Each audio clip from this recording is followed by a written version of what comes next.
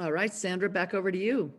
I was just noticing, Cosmo, you look pretty excited, Cosmo. What happened that you were dancing around there? My wife came in and we just discovered that the best way to say goodbye is giving a kiss. Okay, that's a good, good for you. Does anybody have anything they'd like to share about the exercise this morning? Were you able to contact some dormant people? I actually found out, Sandra, that about 8 phone calls that I hadn't called for a long time no longer work. So I've been finding that too. I Yeah. think landlines in particular, because more and more people are using cell phones and Yep. also even emails. Some people don't check emails. I spoke with somebody recently and they said they check their emails once a week and they Right. have hundreds of them. So, Yeah. you know, it's texting and cell phones, but persist. Yep. So I switched from that exercise and went to, I love that whole thing with the big blue bottle yesterday. Yes, yeah. We did some great pictures, didn't we? That was really fun. And I got people that were liking and loving that I don't know. You know, I'm friends with them, but I've never spoken to them. So I just went to their messenger and said, hey, you know, your name keeps popping up, but we've never visited. Could we have a chat? And we'll see where that goes. No, that was a fun exercise. I'll tell you, I had one woman that said, and an old friend of mine I haven't talked to for a while, she goes, what the heck is this blue bottle? It's popping up everywhere. And I said, I'd be glad to share and tell you about it, you know. So yeah, that's great. It was a fun thing to do. We need to be creative and think, you know, I'm sure Cindy's learning lots of things from the wizards about how to, you know, solicit some engagement. And Deborah, you had your hand up a moment ago. Yes, you know, I had contacted a woman when I first started in ASEA, and you know, I just dripped on her for a long, long time. She finally became a preferred customer. She loved the results she got at first, but she didn't follow through for the 90 days. So I'm just going to continue to drip on her. I know that she got benefits. She will be back. And I think it's just our persistence that's going to win out over time. But I've also run into those whereby, you know, the phone numbers are no longer existing. And, but I feel like, you know, in the long run, when we just go back to these people planting seeds, because we can't go wrong planting seeds. Yeah. Can I just give a little bit of feedback on that, Deb? Yes, So, please. if I had had a conversation, educated somebody about redox, and they had agreed to try the product, and they gave me a commitment that they would give it 90 days, and then they reneged on their commitment, I'm moving Right. on. I'm not wasting my time on that person because I'm listening with my eyes. And you know what? There's a lot of fish in the sea that are hungry, that are coachable, and that are willing to do what it takes to make this happen. And I don't have time messing around with people that aren't serious, because if we don't do our job well, people will suffer.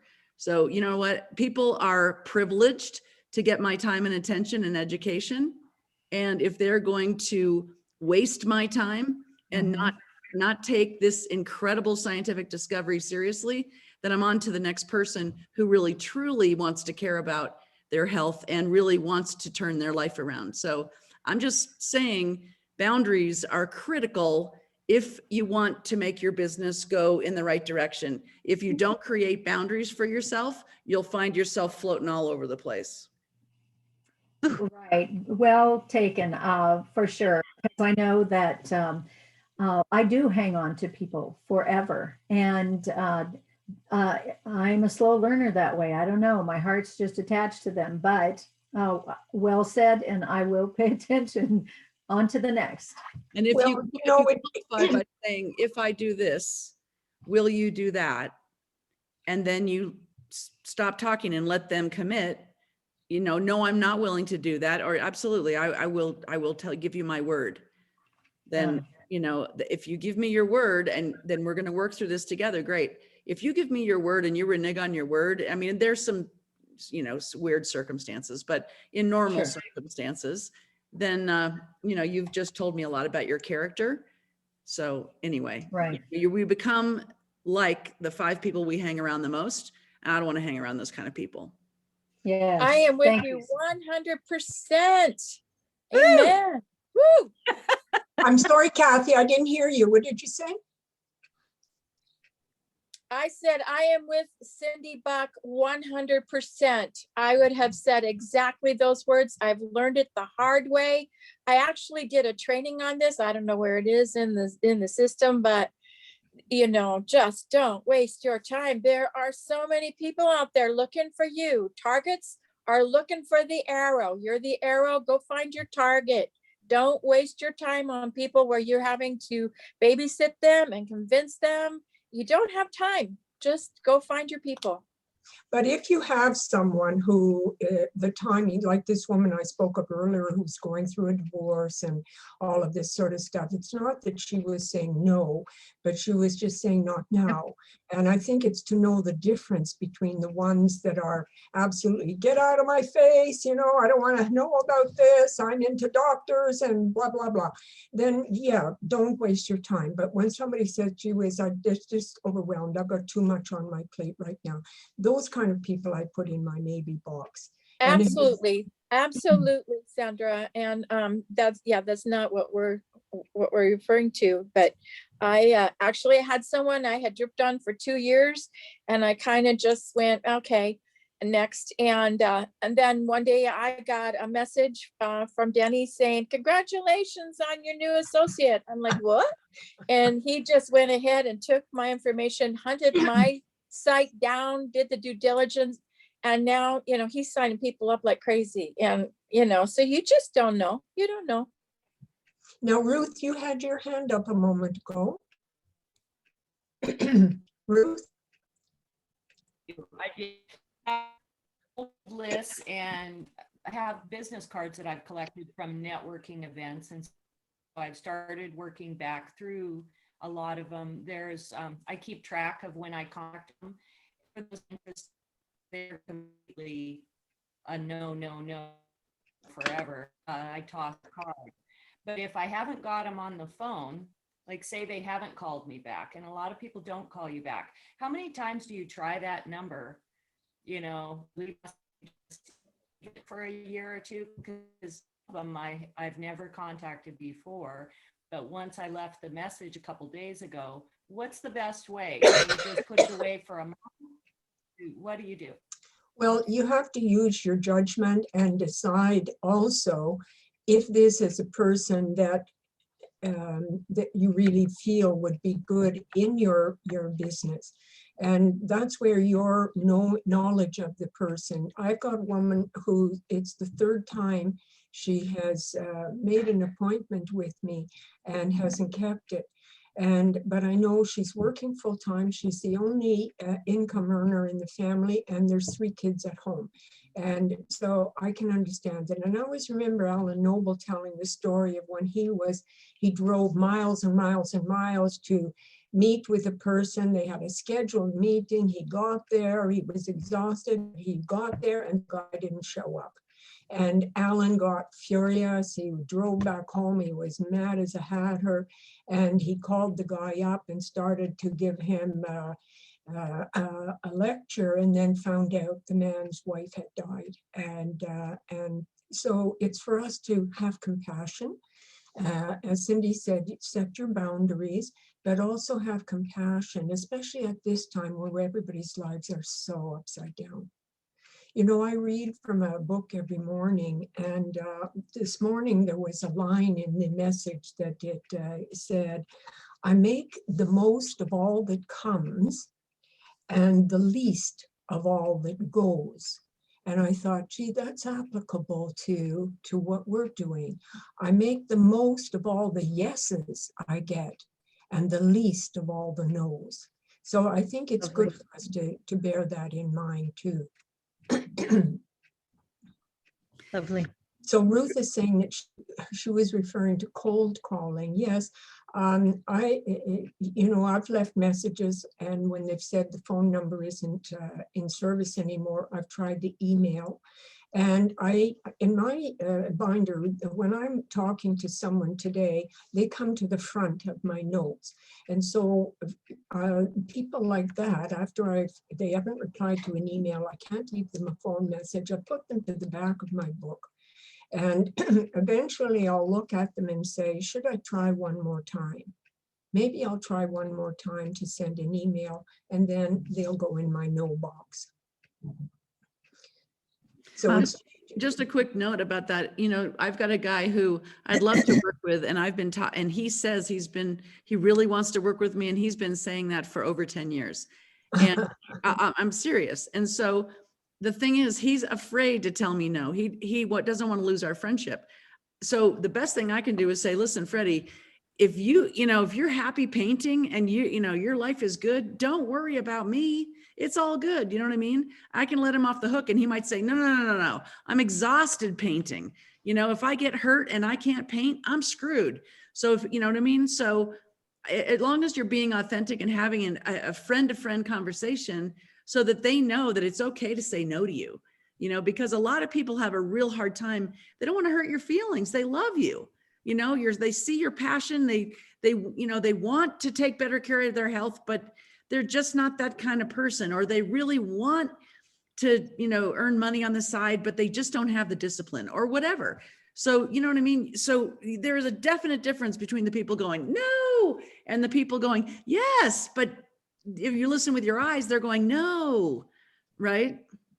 Well, I want to just say that I think I know someone like that, but your friend sounds more friendly. Mine, I have someone like that, and he has come to every event and wants to listen and wants to take a lot of time talking about the whole, process of network marketing and the science and all of that.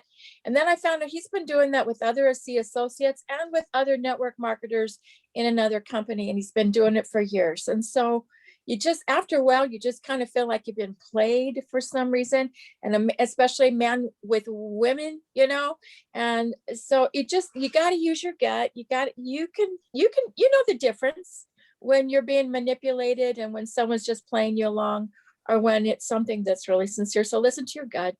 And a really good skill to acquire is learning to ask direct questions, learning to ask pre-qualifying questions, and learning to ask questions that create clarity, because we're not in the convincing business.